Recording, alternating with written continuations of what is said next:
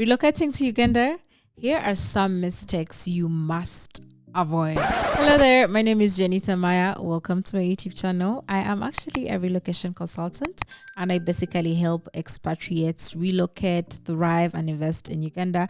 So if you are that person and you're watching this video, please stay tuned for some gems, I also offer one-on-one consultations if you're looking to move to Uganda and you need like tailored solutions which are very specific to your needs. Then I am the person. You can just send me an email at joannamaya@gmail.com. I also have a digital ebook that is popping up right here.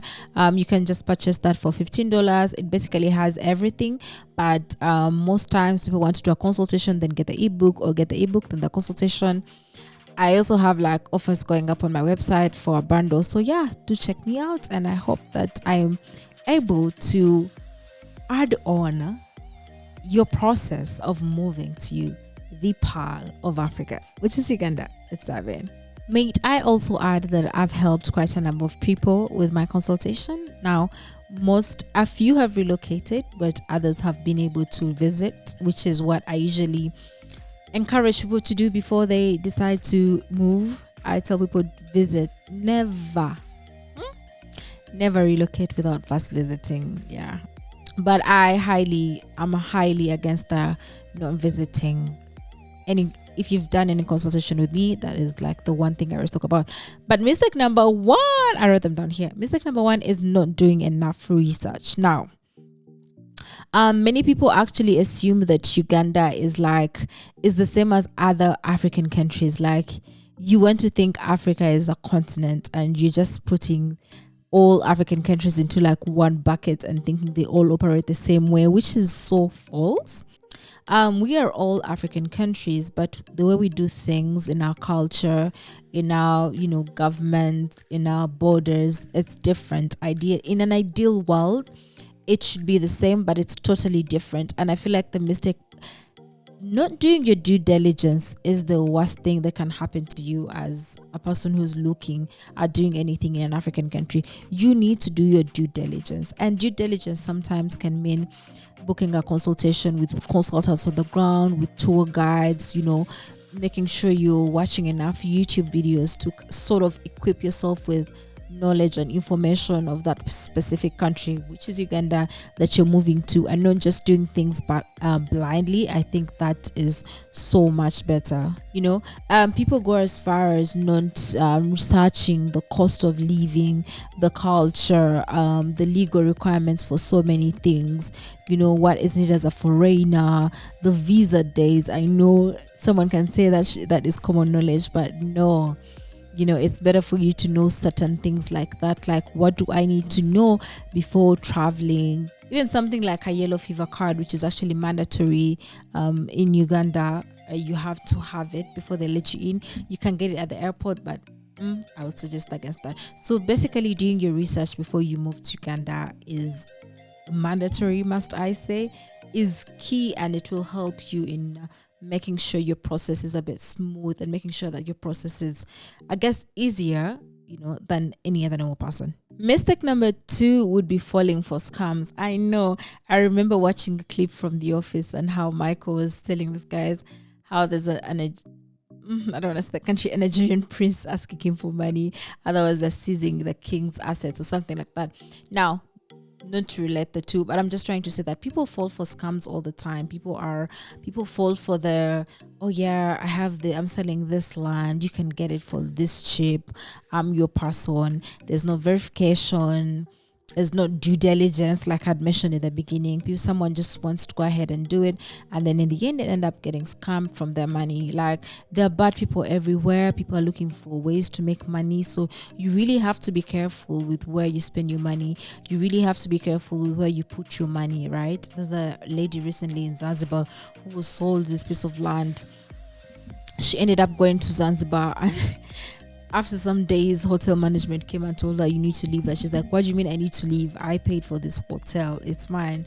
And they had to get her out. So you have to be really vigilant with certain things and certain transactions. You have to cover, is it like watch your six, the thing of you have to watch your back, not per se in fear of your life. I feel like any other like any other business person, the right thing would be for you to verify any transactions that you're going to take. I know, so I can already hear comments saying, oh, why do I need to do all this if I'm going to move to Africa? Any business-minded person would be very careful with any transaction. I'll just leave it at that. It's never that serious. The other thing would be understanding the cost of living. I talked about doing research on like cost of living and culture, but you need to know how your expenses are going to be. I feel like if you're watching this, I want to think you're an adult, you do know your expenses, your monthly expenses, and then you're able to plan for your monthly expenses. You're able to see if you need to get extra income, see if you need to cut down on certain things. Things like that are really important. Understanding the cost of living is really important. Understanding the area you're going to live in. What does it take to live in certain area? The lifestyle that you want to live. What does it take for you to live that certain lifestyle? Or even something like unexpected costs, insurance, or a handshake here and there, for lack of a better word. Like, how do you maneuver such things? How do you go about those things? That is like understanding the cost of living, which is really, really important. The other one would be ignoring immigration and visa rules. Sometimes someone can get a visa for a tourist visa, which is can be a Ugandan visa, an East African visa, which is the 90 days, and then you overstay your like visa period, which is not nice. So I always encourage clients, like, you have to be aware of when your time is up, so that you can see what you can do to make sure you renew your visa, to make sure you can do something else, instead of you overstaying in the country, and then you're sort of putting like a bad rep for yourself. Like, should you need maybe, let's say, a work permit, and then it shows on record that you did overstay one time, then obviously that's going to affect you, or it just looks bad in general. I'm sorry to say, it looks very unserious. What do you mean you overstayed your visa? So keeping track of certain things like that and making sure you stay ahead of them is really, really important. Last but not least is assuming that everything works like the West.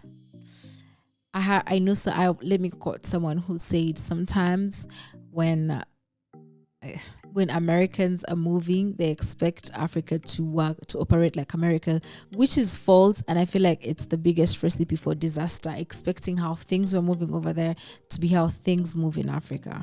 Even something as the pace of certain things. I know people who have been to Zanzibar, and they say that the cost is a bit slower, and think people take their time. The pace could be slow. People are not in a rush. You're there, you're rushing, you're trying to make money. You use like the New York lifestyle, and people are here like, okay, what do you want? All right, let me get it for you. And you're like, I need it now. Hurry up. So like things like that, things like bureaucracy, like, you don't just wake up one day and register a business. That is where Rwanda beats most countries, by making sure the system is really easy and efficient. But things like that, like, you don't expect Africa to be like the West. I feel like that helps you in your journey, right? But yeah, guys, let me know what you think of this one. If you guys like it so much, I actually had other points, but I'm keeping some for those who decide to book a consultation with me. Okay. But if you guys like it so much, please let me know, and then I'll go ahead and make a part 2 for you.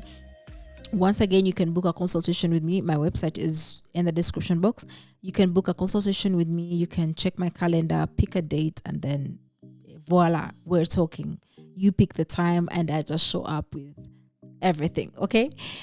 Before the consultation, I always ask my clients to send in the set of questions, because like I said, every consultation, it has specific tailored solutions. That means you are different from the person next to you. Your questions are different from the person next to you. Your worries are different from the person next to you. One person can be asking about the culture, the person asking about land, a person asking about visas. So like I said, specific tailored solutions to each person. So it's definitely different.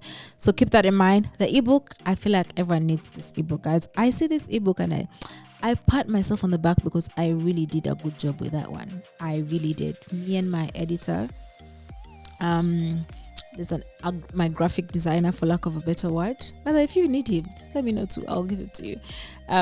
We did amazing. So I think the ebook is a great product. On top of it having great designs, it has great value in terms of all my personal contacts, people that I work with, businesses that I work with are also in the ebook. Like, it helps you navigate life a bit differently, because on the side of the world you kind of need someone to get things running.